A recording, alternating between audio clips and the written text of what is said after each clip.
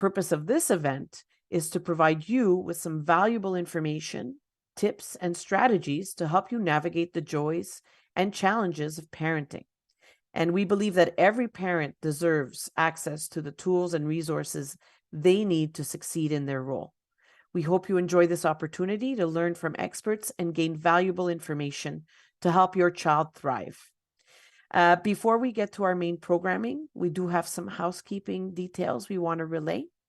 There are 2 ways for folks to access this talk.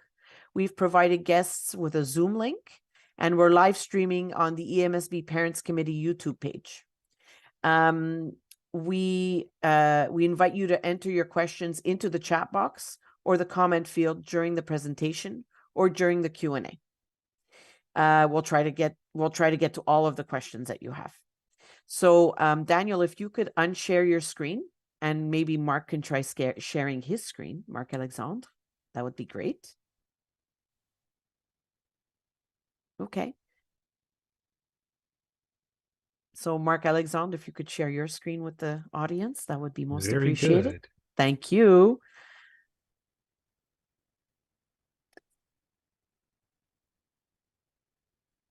Now, here's a little bit of a technical matter that I always make sure now with Zoom. Yes. Is when I shift from one slide to the next, do we see the changing slides? We do. Thank you. Very good.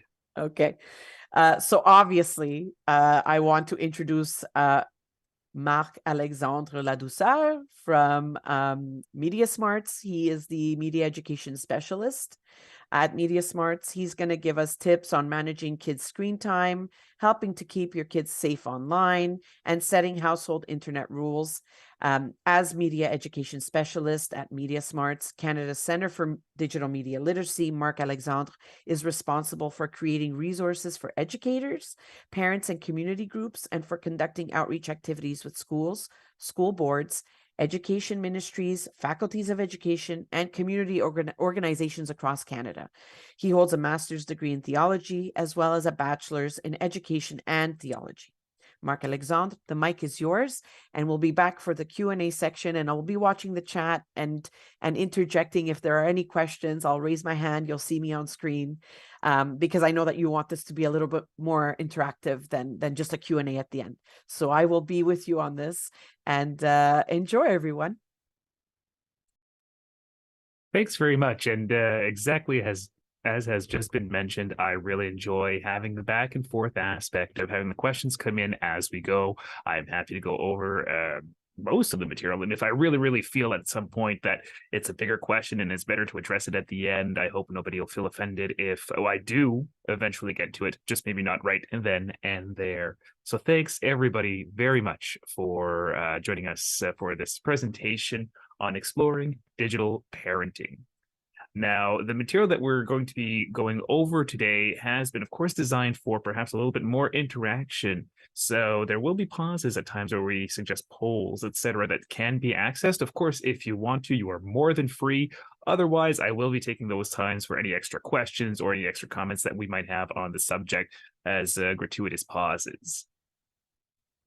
Now, before we get started, I'd like to just take a minute for us all to think about what we're hoping to get from this workshop.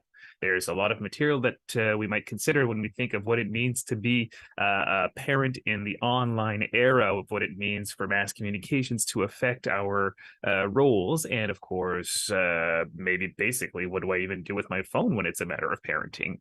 So we don't necessarily have to answer out loud, though. If anybody does want to bring it up, I'm very happy to hear it. We just want to think about, what are some things that you or your kids do online? What are some of the things that we wish we could do online? And what are some of the things that you worry about when your kids are online? Now, all of these, I'm sure, have popped into our heads at one point or another, maybe even in the 5 minutes before we started presenting today when we saw the topic. And so I'm happy to hear if there's anybody who wants to bring it up. Otherwise, I'll be moving forward. It's not news that the internet can make it a lot easier to do things like watch TV and movies, keep in touch with friends, family, and share family news. More and more, actually, kids need to use the internet to do their schoolwork. It's just part of a task. It's also not so surprising then that a lot of parents worry about letting their kids use the internet. Whether they're playing video games or watching YouTube or texting or using social networks like Instagram, a lot of parents feel like it's hard to keep up with what their kids are doing online. The good news is that it's not so hard to learn some simple things that will help us with our kids when they're using the internet. And these simple things start with a couple of questions. Now, as I mentioned, these polls are perhaps an opportunity to just go over certain points of material. In this case, I'm just wondering very quickly if anybody can take a personal inventory, either they can share or keep it for themselves, of how comfortable they feel using the tech that we're using to log on to the presentation today. This device that I use every day, how good do I feel using it? How far do I feel I can get in the functions? And how apt am I to understand really what that tech means to me in the use around the house?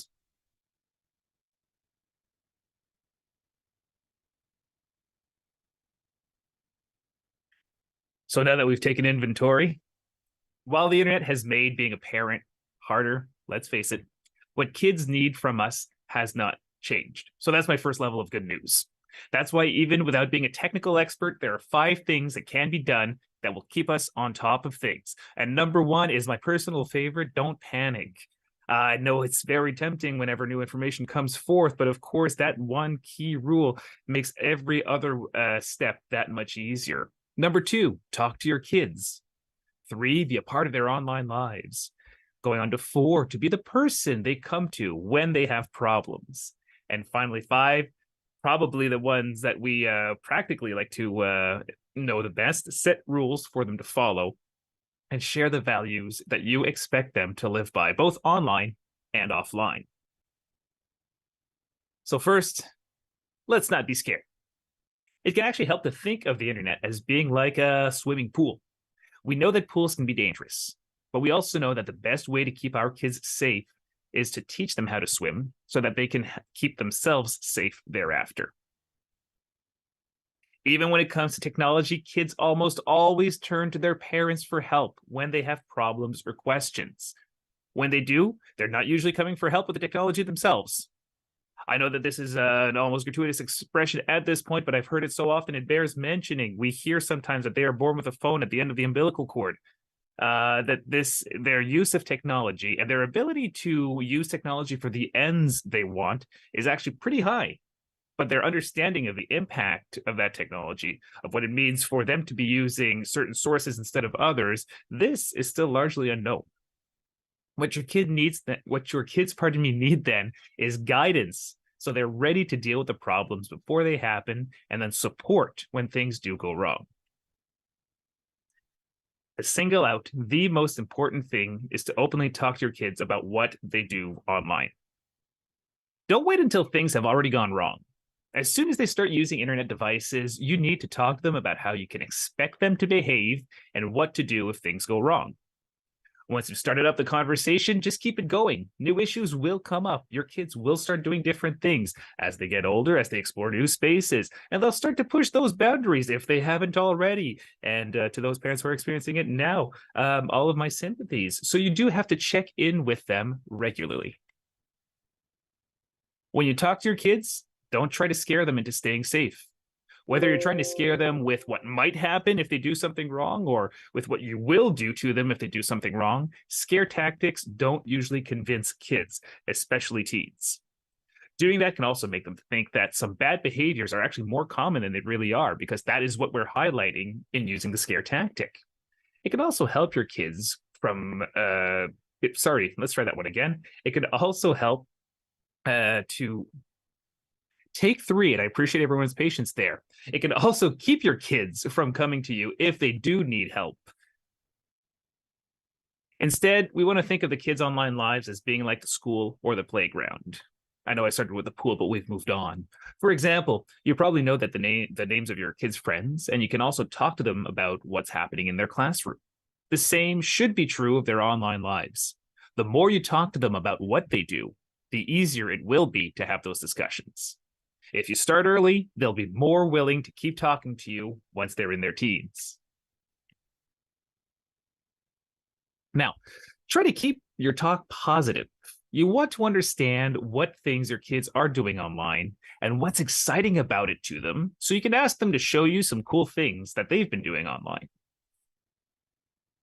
You may not feel like a tech expert, but you shouldn't assume that your kids are either. They do learn new things very quickly when they first start using them, but that doesn't mean that they understand everything, as I was mentioning a little bit earlier. A lot of times, kids learn just enough to do what they want, but they may not know what to do if things go wrong. They also don't always know how to deal with their feelings or handle problems with their friends. This can be extra hard online where you can't see or hear the people you're talking to. And that's just one of the ways in which they need the guidance. Good news is there's no news here. It remains the same need expressed through a different space. What your kids are watching, playing, and doing online is a big part of the conversation that they're turning into, and their online lives can be just as important to them as the real world. As a matter of fact, let's nix that right now. There is no difference between their online lives and the real world. That is to say that their online lives are an extension of their real life experience, which means that what happens in one directly often affects the other. Younger kids are usually glad when their parents show an interest in things they like, so they get to show them their favorite new games, how they work, or why they're so excited about joining a new social network. These things are exhilarating to share with their parents at that age. One of the questions we hear most often is, how closely should parents watch their kids when they're online? In general, we say that you should not use spy software on them, either by using the Net Nanny type software or by logging into their social networks without them knowing. Spying on kids sends a signal that you don't trust them, which will make it harder to talk to them about what's happening in their online lives. It also means that if something goes wrong, they'll be more worried about hiding it from you than from actually getting your help. With younger kids, or with any age that has shown some bad judgment, with every age that has shown some bad judgment, it might make sense to monitor their activities closely, but you should be open about the fact of what you're doing and why. What's more effective in either case is to have kids only use the internet in a part of the house where there are other people, like the kitchen or the living room. That way you can just look over their shoulder now and then and check in on what they're doing. Once your kids have a smartphone, of course, it's a lot harder to control where they can use the internet. Even if they don't have a data plan, they can use their phones anywhere where there's Wi-Fi, like a coffee shop or even a public library. If you're trying to decide whether or not to let them get a phone, the question really is whether you think they're ready to use the internet without you being in there with them. If your kids already have a smartphone, it's all the more important to talk to them about what they're doing and make sure they know how you expect them to behave. The other big question is whether and when to let your kids join a social network such as Instagram, Snapchat, TikTok, etc. Most of these sites and platforms have rules that only kids 13 and older can use them. They don't often enforce these rules, though, and if your kids are 10 or older, there's a good chance that some of them even have friends on those platforms. Here are some of the questions that you can actually ask if you see your kids have thought about why they really want to use a social network and get an idea of the things that they might have to deal with when they go wrong. Why do you want to use it? What do you like about this network? Who would you use it to connect with? Who do you know that's already on it? How can you control who can connect with you? How can you control who sees what you post on the network? What can you do if somebody sees or shares something that you didn't want them to? What can you do if someone is bothering you or being mean to you? Social networks and games can also take a lot of time, and it can be hard to turn them off.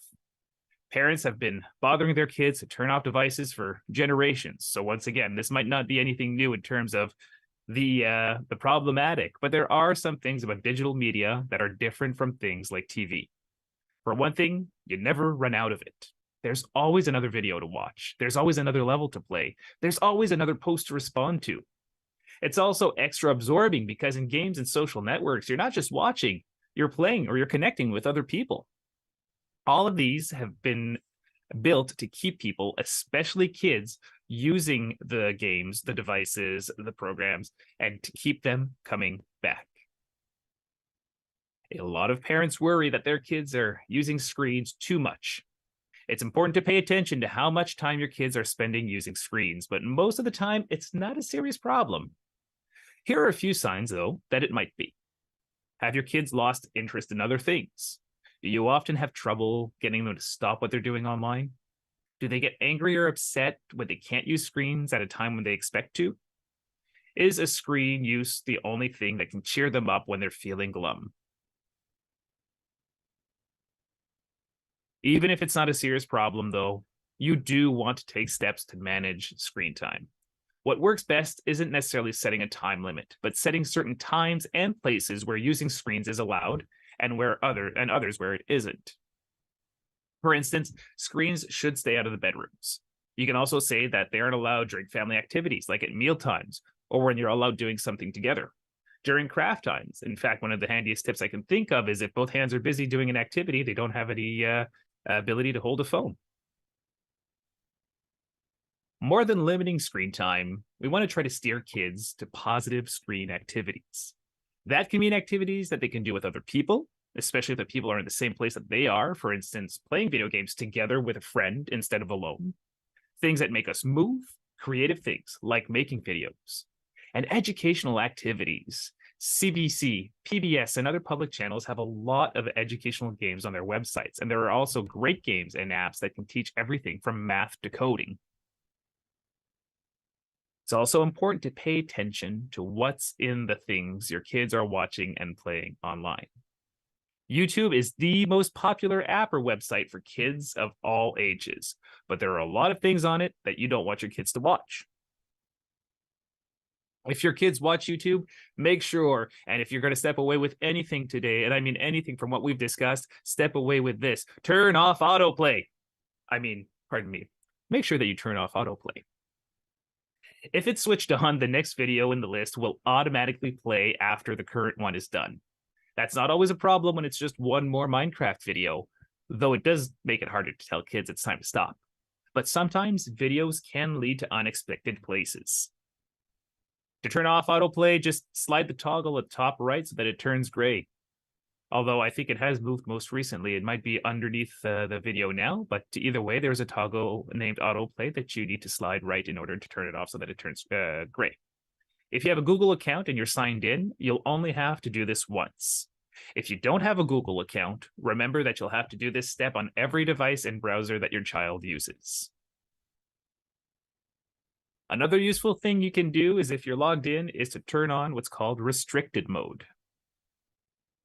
Restricted mode keeps YouTube from playing videos that might not be appropriate for kids and also hides the comments section, which is, generally speaking, just not appropriate for kids.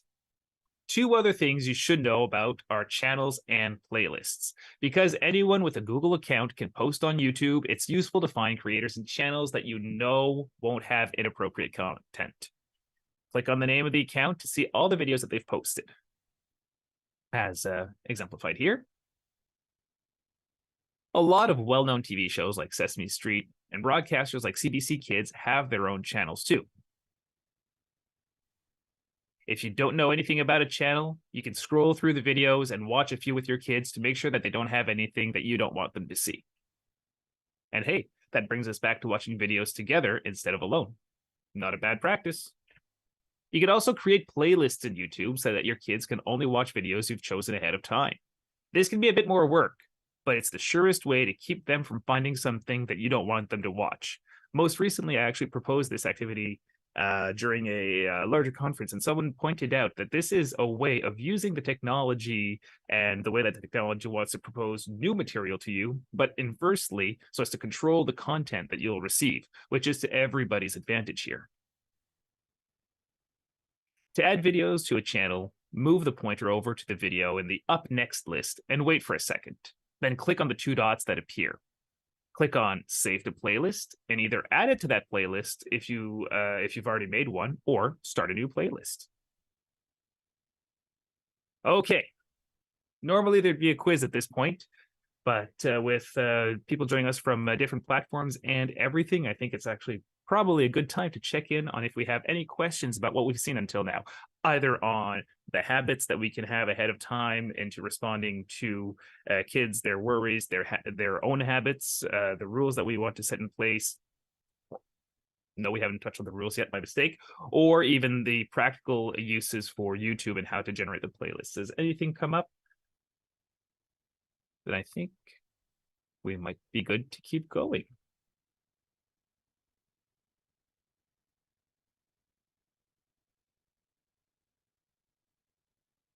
So, point number 4, being the person that kids come to when they have problems. A lot of the time, kids don't want to go to their parents when things go wrong because they're afraid they'll get in trouble. Make sure kids know that they should come to you if things go wrong, like if they can't figure out a game or they accidentally access something unpleasant. If they're in the habit of coming to you about the little things, they'll be a lot more likely to come to you about the big things. If they do come to you with a problem, take it seriously.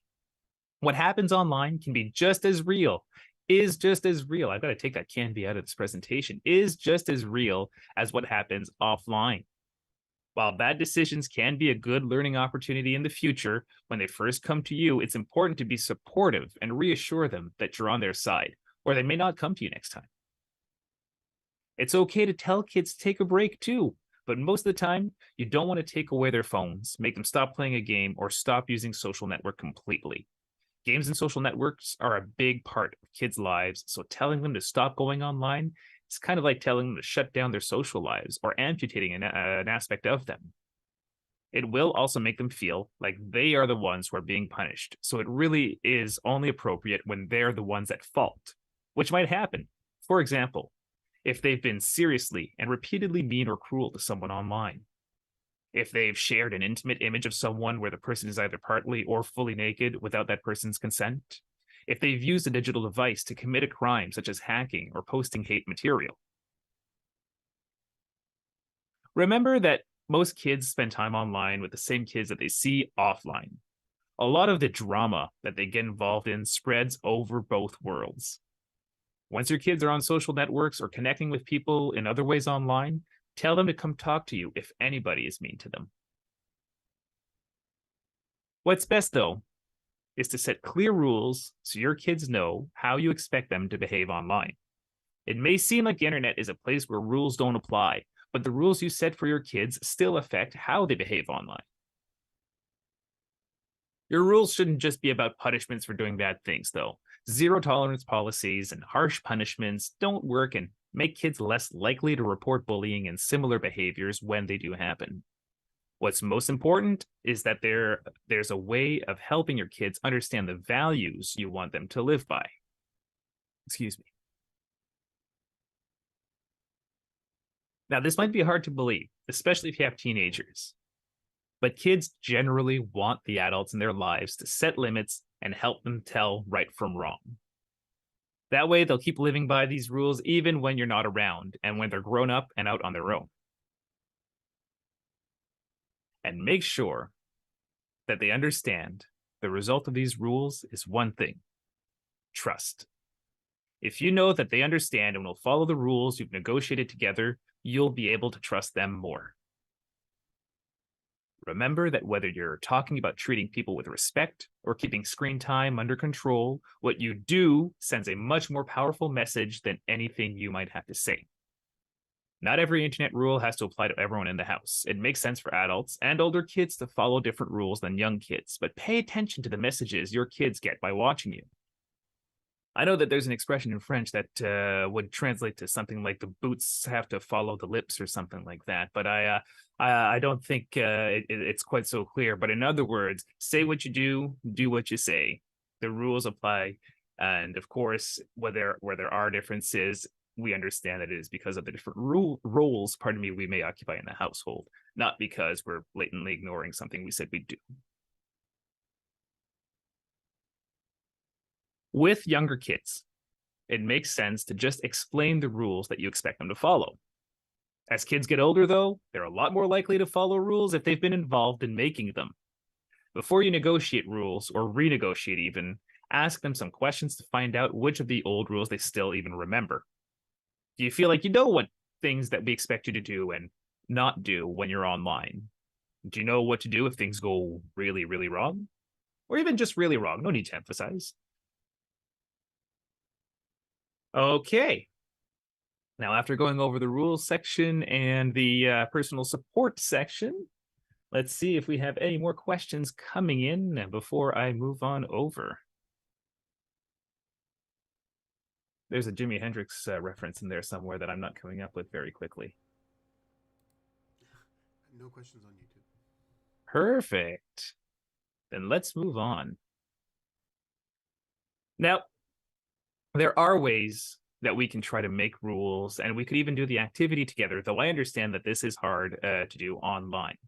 However, there is a sheet called Household Internet Rules available through the MediaSmarts website that you can access and use to try to have an idea of the list of things that your kids do online, like playing games, social networks, and sharing photos or videos.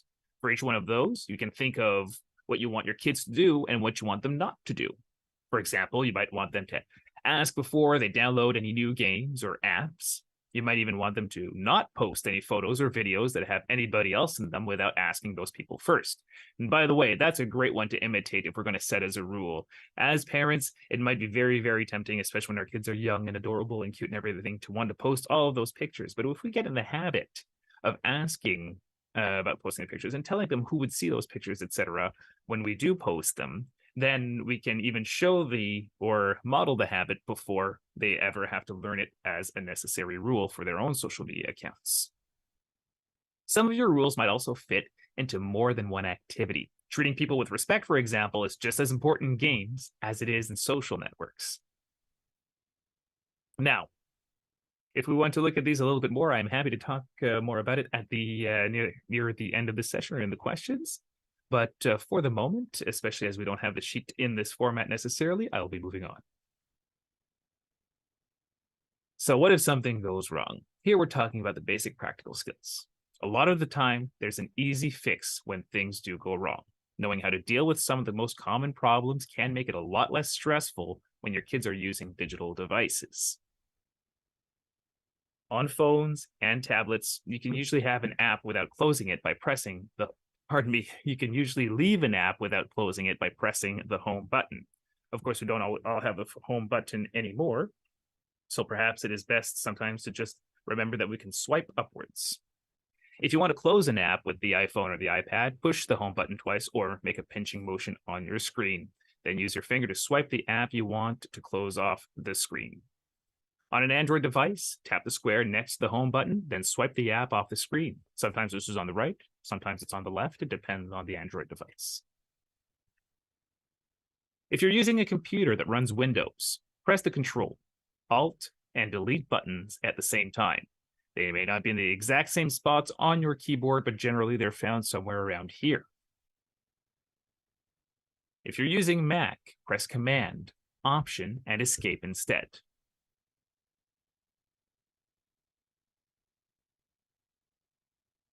So there have been a couple of terms that we have used in this presentation that I'd just like to go over before we do finish to make sure that we know what we're talking about when we use them. A browser is the app or the program that lets the device visit web pages.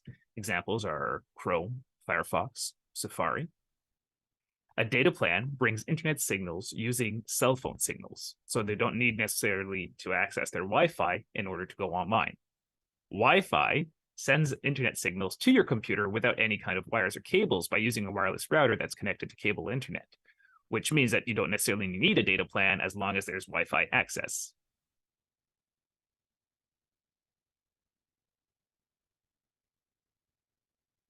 Okay, we are coming up towards the end of our presentation, and I would ask if we have any questions at this point, or anything that we'd like to elaborate on. Now, we've talked about a number of things, including the ability to use, the YouTube videos. We've talked about setting the rules. We've talked about not panicking. If there's any of these things that you guys would like us to elaborate more on, or any resources related to them that you would like to see, please let me know, and we will do what we can to share them either through the chat or through other means. I am sure there are tech-savvier people than I here. Daniel?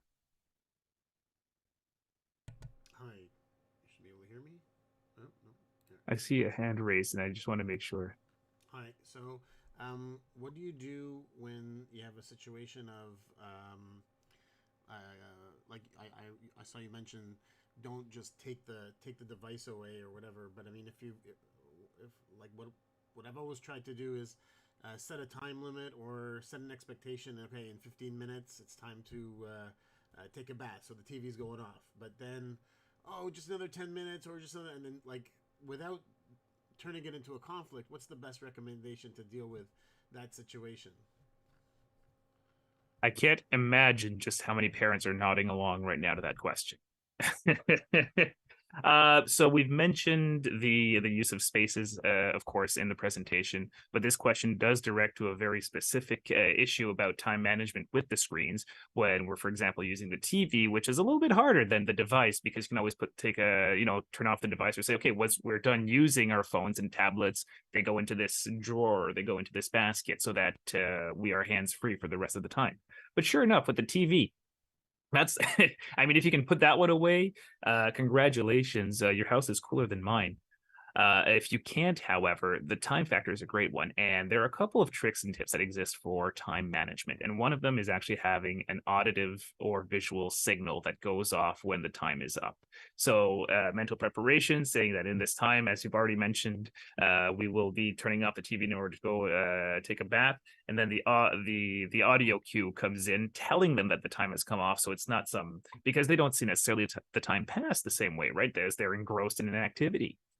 That audio cue allows them to know that it is indeed that time. And we can even show them that we've put 15 minutes or 10 minutes, whatever, on the device so that they know that it is very much that time that has gone by. And I mean, like it or not, at one point, you made the rule, you decided it was time to go for a bath. They might want 10 more minutes, but the TV's off now. So go take a bath. I know that we want to talk about minimal conflict, and these are the ways probably of reducing the conflict. But we are also talking about the enjoyment of being on a screen and having something delivered to us that goes after all of our senses, and then having to go to responsibilities. And I don't know about you, but I have trouble managing that sometimes as an adult when I'm binge watching. Never mind asking a 6 or a 10 or a 15-year-old to do the same. So habit building with that. I have a question, Marc Alexandre. I wanted to get back to bullying. You talked a little bit about bullying online or behaviors that are a little bit uncomfortable online. And what happens, or what are some tips when perhaps your child has witnessed something online? So like they're an innocent bystander. They're seeing a conversation unfold. It's uncomfortable. Is this a conversation which we should be having with our kids? Like if you see like a conversation happen, this is what you would do. Like what would you suggest could be that type of conversation? How do you think that should roll out as a parent? Could we have a conversation about that? And what do you suggest?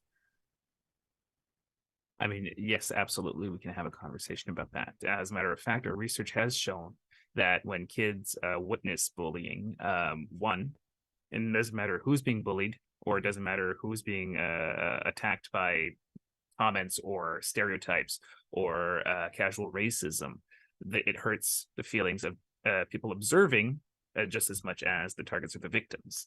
And number two, though they know that they want to do something about it, they rarely do because they don't feel equipped to do it. Now, thankfully, MediaSmarts has a resource for that.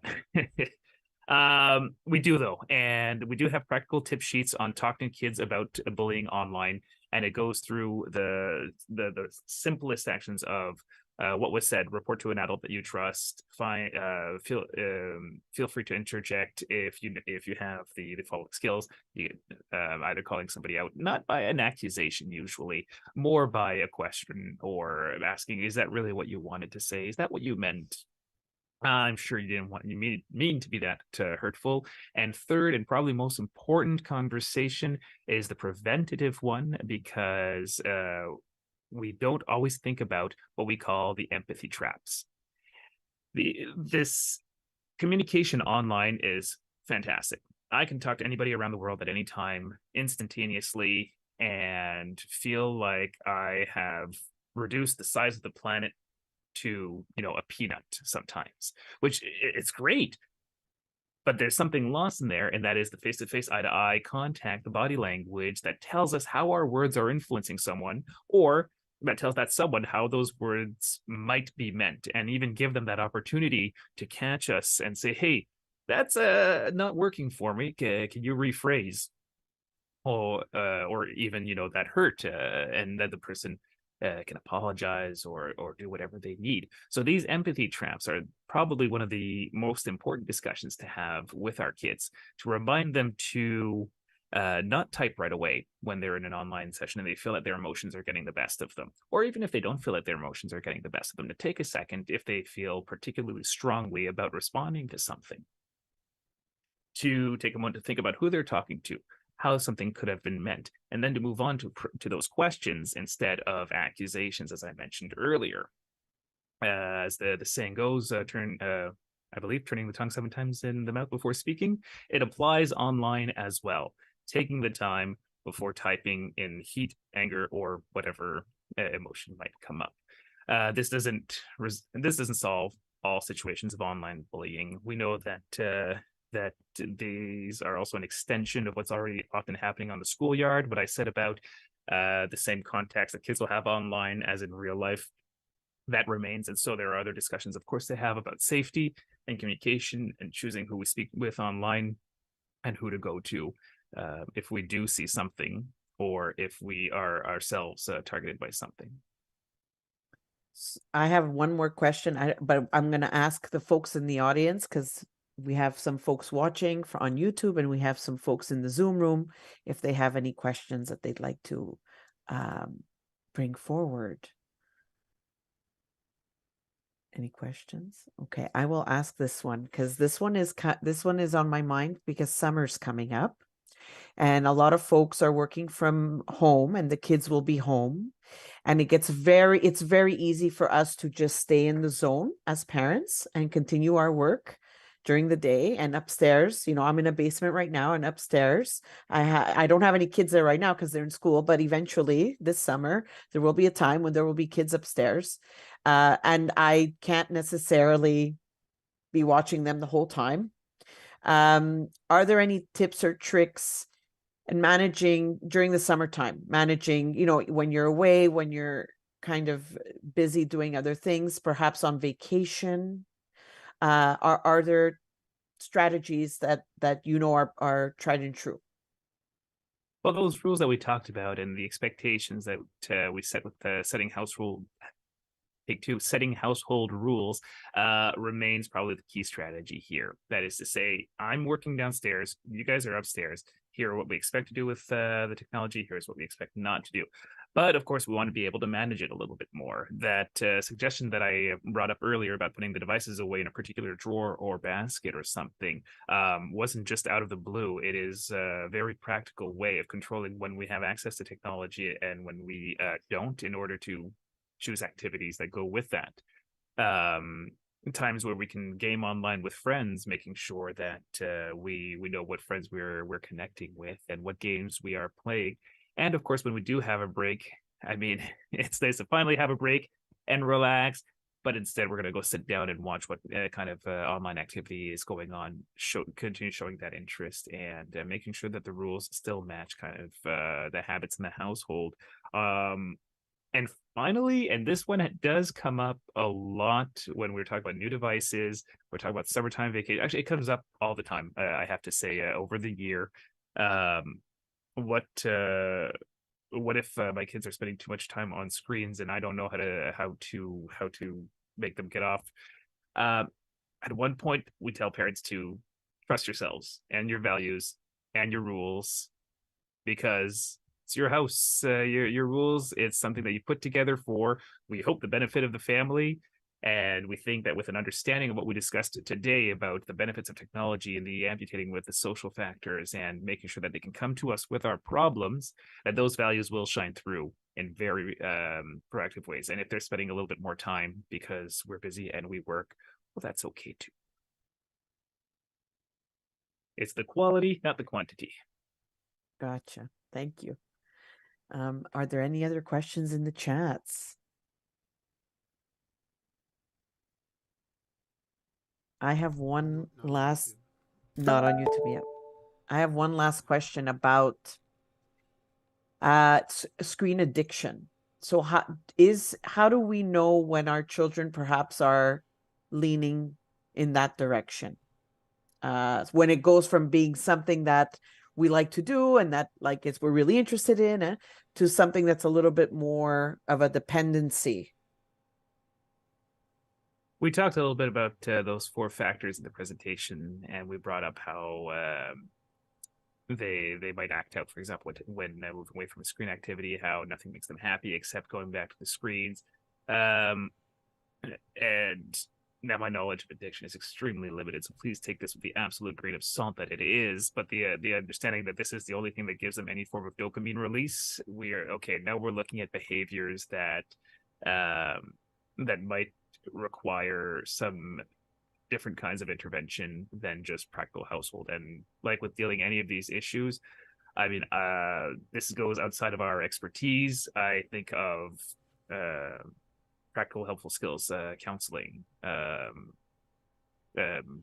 Well, actually, that's really the big one, isn't it? if we're getting to the point of addiction as addiction, the mental health issue, then it has to be addressed as such. If we're just looking at somebody really being in a bad habit of being on too many screens, then it's just about changing the habits at home.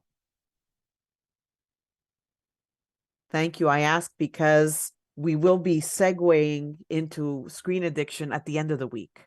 And so it's really important for parents to have a primer before segueing into something that is very, very kind of specific.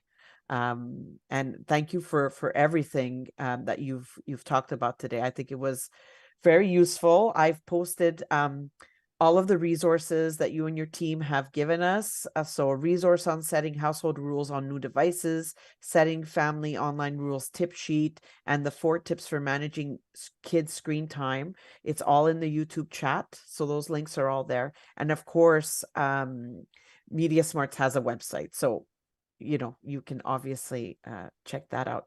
Are there any other questions before we end the session?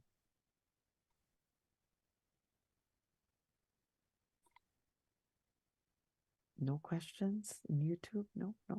Okay.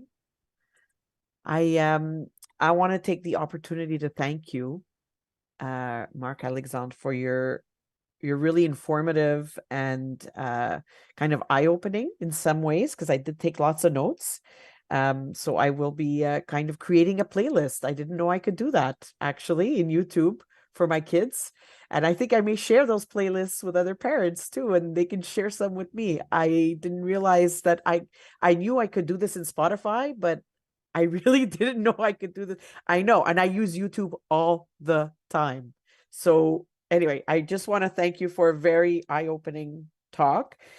Before heading out, a big shout out goes to all of our Lunch and Learn presentation partners. We applaud your dedication, your commitment to building stronger communities. I'd also like to take a moment to thank our local community partners who have contributed to ParentCon 2023. So next slide, Daniel. Yeah, those are all of our partners. Thank you so much. And then a big thank you, next slide, to all of the speakers, EMSB staff members, events committee, to Joey Sino, our technical support, the Lunch and Learn series, and the keynote event that we had in person was great. I want to thank everyone involved. And there were more people, obviously, than the people you see on the screen. And finally, thank you to everyone who attended. You took the time to be here and to take this information in and to engage. So for more resources, don't forget to visit the EMSB Parents Committee on Facebook or online at emsbparents.ca. You can access all of our Lunch and Learns on YouTube, and remember to subscribe or click the bell icon for to be notified about all of our streaming content. And I just want to thank everyone. Have a great afternoon. Enjoy the sunshine if you're in Montreal or Ottawa, which is where Marc Alexandre and his team are. And have a great day. Thank you so much. Thank you.